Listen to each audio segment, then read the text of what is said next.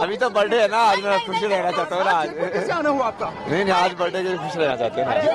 उन्होंने कहा कि मैं तो गांजा पीता हूँ और मैंने गांजा पी के कुछ कह दिया होगा, मेरे पास गांजा भी है। IIT Baba is in controversy again, but this time it's not his prediction. On Monday, 35-year-old popularly known as IIT Baba was celebrating his birthday. But little did he know he would spend a part of the day in the police station. Jaipur police arrested IIT Baba for possession of ganja. A packet of ganja weighing 1.5 grams was found in Singh's possession and it was seized on the spot under NDPS Act. Police officials said since the quantity of ganja found was low, he was released on bail after presenting his surety.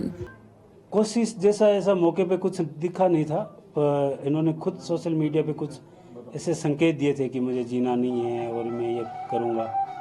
और जो सूचना करता था उन्होंने कहा कि वे आज कर लेंगे, कर सकते हैं। इस सूचना को वेरीफाई करने गए थे। गांजा इन्होंने कहीं दिल्ली में अज्ञात जगह से लेना बताया था कि जब मैं दिल्ली था तब मैंने कहीं भीड़ भाड़ में अज्ञात जगह पे एक गांजा की कुछ पूड़ी ली थी, जिसमें से कुछ सेवन कर ली थी, एक बची हुई थी। पूछताछ के लिए बिल्कुल बुलाया जा सकता है, अगर आवश्यकता होगी तो पूछताछ के लिए बुलाएंगे, अन्यथा चालान जब पेश होगा तो कोर्ट में हाजिर करेंगे। पर क्या न्यूज एजेंसी से हम जो लेते हैं ना वो तमाम चैनलों तक पता है, मैंने आप लोगों को पहले भी तो बुलाया ना उसी के लिए। बस मेरा निवेदन था, पुलिस की कार्रवाई को किस तरह देखते हैं? नहीं, वो आपको प्रेस कॉन्फ्रेंस आपको ही बुलाएंगे ना। आप पुलिस की कार्रवाई को किस तरह देखते हैं? नहीं, अभी मेरे को कोई ओपिनियन नहीं है ना उसके बारे में, क्योंकि वो लो ही वैसा है ना थोड़ा। आपके ऊपर कई प्रकार के आरोप लगे हैं। ठीक है, अभी आप किस तरह देखते हैं? नहीं, वो अभी पुलिस की कार्रवाई को अभी तो बर्थडे है ना, आज मैं खुश रहना चाहता हूँ ना। आज कैसे आना हुआ आपका? नहीं, आज बर्थडे के लिए खुश रहना चाहते हैं ना।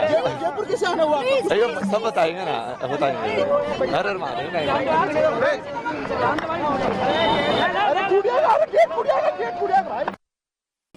In a world defined by choices and ambitions, the journey of Baba Abhay Singh, a disciple of Juna Akhada, presents a unique narrative. With a background in aerospace engineering from IIT Bombay, his path to spirituality was not based on conscious decisions, but rather an innate rujhan or pull towards devotion.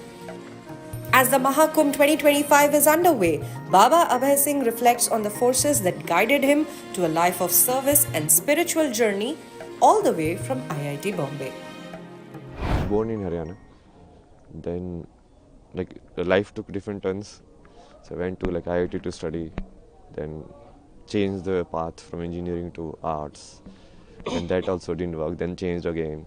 So kept changing unless I arrived at the final truth, you can say. Then after that I started exploring. Okay, so what is it like? It makes it. What is it the other people have discovered about it? Then I started when you see Sanskrit, how Sanskrit was written and composed. What makes Sanskrit so special? So if you see, the Maheshwaraya Sutra, this Panini says, he was in meditation. Then he got this sutra. It's like the Damru of Shiva, Shiva gave him this, which is the base of the Sanskrit language. Then how it is composed, with respect to grammar. So all of this knowledge, it should be combined. It's not separate, linguistic is this is a linguist guy, this is a spiritual guy, this is a Baba guy. No, because earlier the Rishi used to do both actually, and that was the method of doing it. If you study Ramanujan, his math equation come from Devi only. The same with me only. I only do do Bhakti of Shiva. All of my knowledge, whatever I study very less. Only some diagram I see. Okay, this is it. Then I understand it, Mahadev tells me, okay, this is how it works. So that is the real way of doing it. You can say the quest for the answer, quest for the knowledge. It took different forms in outside. Initially you are searching for the meaning of life, to do what is substantial in life. But then you shift.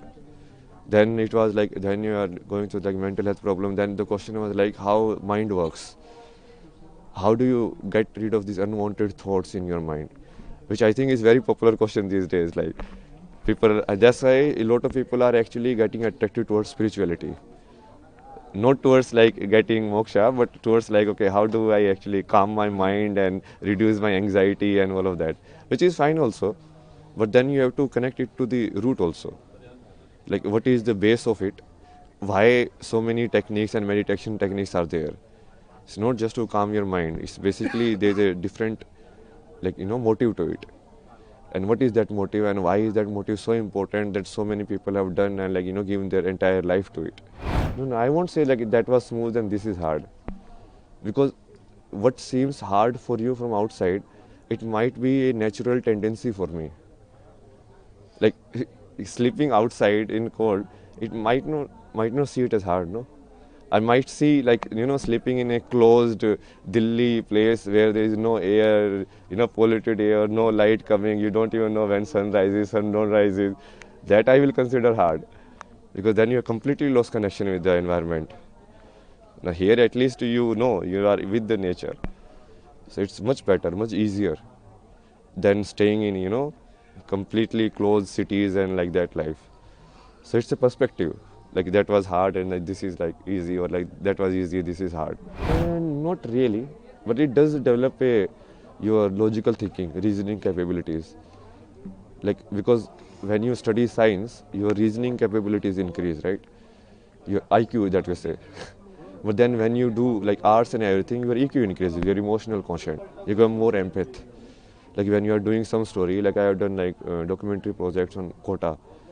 So there you go and you talk to the students there, and then you try to connect with their emotions of like why do they study, why do they commit suicide, what is the pressure on them. So that requires your EQ. So you need to develop both. What was the time when you came to spirituality, and did you take Diksha or anything else? Who was your guru? I mean, that's why I'm saying, no, it's not like I came into spirituality in a sense. It's like you arrived at the answer, and then I start doing it intentionally. Initially, you don't know the answer. Obviously, that's why you are searching. If you already know the answer, why would you search? So initially, you don't know the answer. But after knowing the answer, or after experiencing the answer, the much better words, then you start seeing, okay, what is the scope of it? How far it extends? How many different ways it can be done? And then you start reading all of these different forms.